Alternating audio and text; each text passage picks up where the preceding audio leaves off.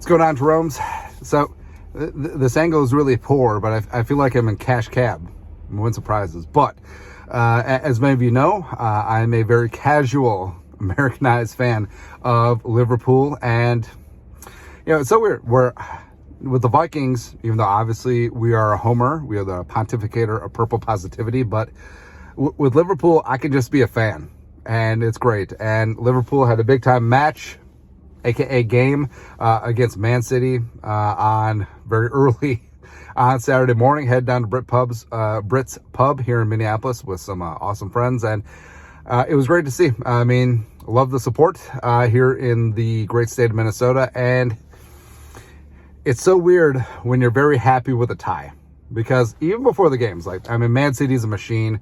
Highland, he's a freaking Viking. Pep Guardiola is one of the best managers in soccer history, right? But it just felt like one time I would go on the road, nick a game, take back the lead in the Premier League table, and you're good to go. And it honestly felt like Liverpool was a better team all day, where they had the ball like 2/3 of the game, and it just seemed like opportunities were there, but it didn't quite pan out.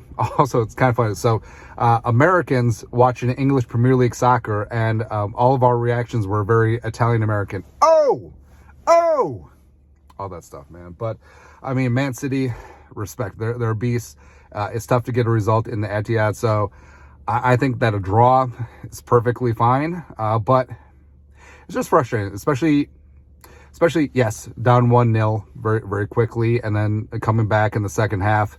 And I don't know, it's just kind of a tough game all the way around, where big props to Trent Alexander-Arnold, the local, the Scouser, a.k.a. Their version of Adam Thielen, getting the equalizer. Very good with the terminology. But I was just waiting for Mo Salah to take over the game, or send in a great pass for Luis Diaz. And, Diaz's dad was in attendance at the Etihad, so I was like, ooh, this is going to be it.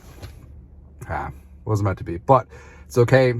Keeping pace in the table, and overall is pretty good. And of course, Pep and Jurgen Klopp go way back like chiroprac, and it's gonna go down. It's like two of the best managers in soccer / football history, and they butted heads in the Bundesliga, they butted heads in the Premier League, and I don't know. Like, once Pep takes over for the English national team, can we get Jurgen over for the American national team one time, man? But either way, still super hyped. And again, it's so weird that you're hyped about a tie. But getting a draw on the road at the Etihad, it does make sense. And Liverpool gets Man City at Anfield in March, so we'll get the 3 points there. We'll go from there, man. But overall, it's like, I'm concerned about Becker. I did think that Alisson was, when he had that first half clearance where the punt literally looked like a Ryan Wright punt and went like 20 yards. Just like, is he fully healthy? But we'll see. We'll see. I think Matip played well. I think Tsimikas played well. Trent Alexander-Arnold obviously played well. I'm a little bit concerned about the midfield. Like, I know that it's a midfield in transition, and I like Slobosai a lot. McAllister, I don't know. But I know it's a big transition going from Hendo and Fabs and having Firmino in the middle there. It's kind of rough. Or, you know what I mean. But I do think that it's one of those spots where they could have easily won. And frankly, they should have won. They had all the chances in the first half, and it should have been a 2-1 Liverpool win. But that's what's kind of fun about just being a fan, where you can just be completely obtuse and just completely buying into your team. And I kind of love that, man. All right, but the Liverpool draw and Man City kind of feels like the Eagles, the Chiefs, and the Broncos game for the Vikings. It was just like, it was right there.